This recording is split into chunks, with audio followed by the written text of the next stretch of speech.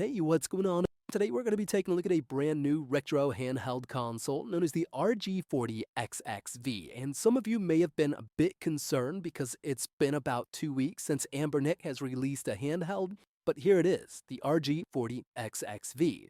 If you've been in the market for a DMG style handheld with a larger screen than their older RG35XX, then this is definitely one you need to take a look at.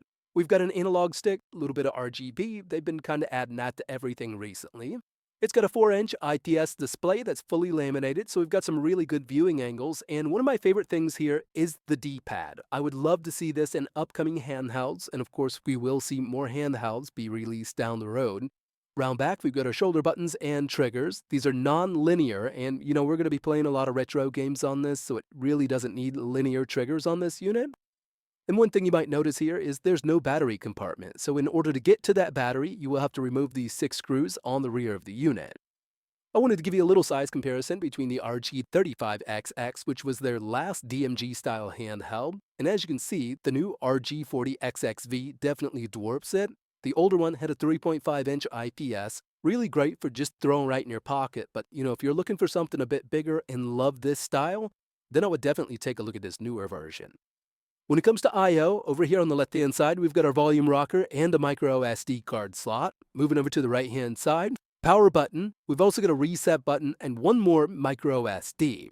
On the bottom, USB Type-C for charging the unit up, or you could use it as OTG. We've also got a 3.5mm headphone jack, and up top, a mini HDMI output, so you can easily connect this to a larger screen.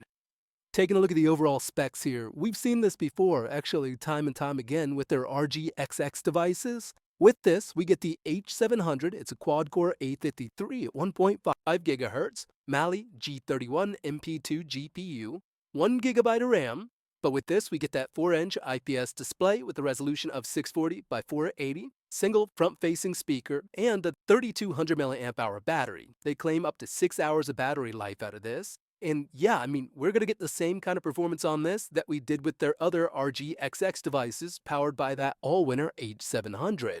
So if you were looking for an upgrade to run higher-end emulators, then this one's definitely not for you. It's still got that same chip we've been seeing in the RGXX devices. Operating system here is also basically the same. It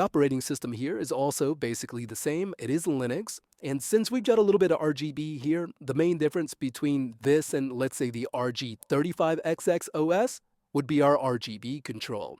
There are several different profiles that we can use here. You can go to rainbow, you can go to single color, you can change the brightness, you can change the speed. Personally, I like the rainbow effect here.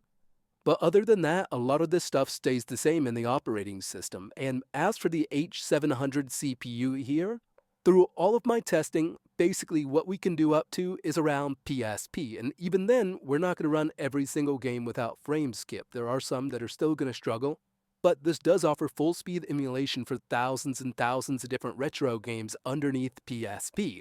A lot of the Dreamcast stuff actually works pretty well. Good N64 support here, but you're not going to be doing GameCube, Wii, and PS2 on a device like this, at least not with the all-winner H700 they're using in these RGXX devices. Checking out the RetroArch section, we've got PSP, PlayStation 1, there's some Nintendo DS, N64, OpenBoard, Dreamcast, Atari, and Atomis Wave, CPS 1, 2, 3, got some FP Neo or Neo Geo, Famicom, Game Boy, Game Boy Advance, Game Boy Color, Game Gear, Mega Drive CD, got some WonderSwan Color. All of the basics when it comes to retro gaming. But again, up to PSP is really where it's going to be with the H700 they're using in this device. Inside of each one of these console sections, we've got some box art, so it does make it pretty easy to kind of find which game you want to play here. One of my favorite systems to emulate on these handhelds, at least for the RGXX series, GDA does run fantastically on the H700. And you might notice we've also got a little bezel going on here. This was already set up, ready to go with RetroArch. You can disable it if you don't like it, but I do think it kind of adds to the whole mood.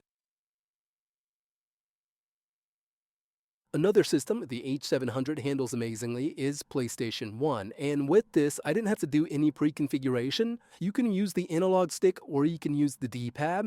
I've seen that in the past, some of these handhelds come to us with RetroArch not set up correctly, But with this, you're good to go. You can either use the analog stick or the D-pad. It's really going to be up to you. And remember, with PlayStation 1, we did get the original DualShock controller with the 2 analog sticks, but not every single game really needed that DualShock controller. And of course, I had to test out the D-pad, and they've really been doing the research here. It's not too low, it's not too high, and when doing the roll here just all the way around the D-pad, my thumb doesn't even touch the face of the handheld itself, and pulling off these special moves is really simple.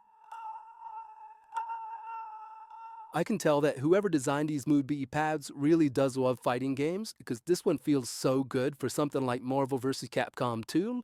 I only missed one of those uppercuts there, and I'm going to chalk it up to user error, but yeah, I mean, this is going to be great for fighting games.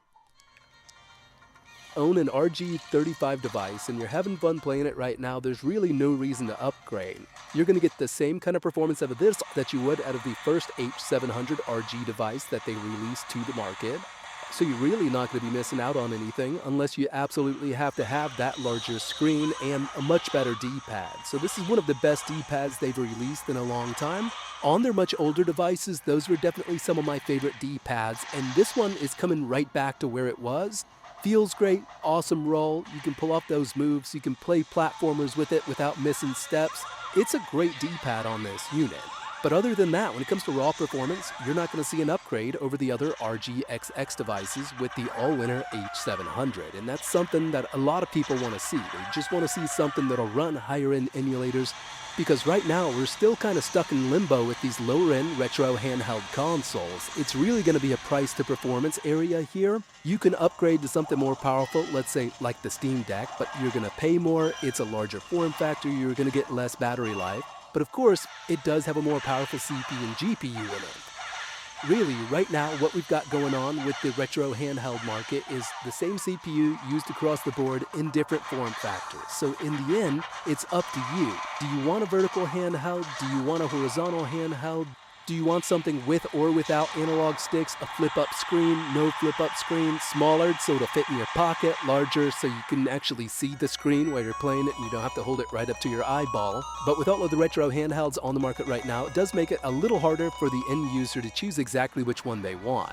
So you really got to look at it like bigger, smaller screen, analog sticks, no analog sticks, and not worry about the CPU right now, because with most of these, they've got that H700. Now, when the next gen CPU comes out for something like this, I'm sure we're going to see the same exact thing happen. Different form factors, same CPU across the board. But thanks for watching.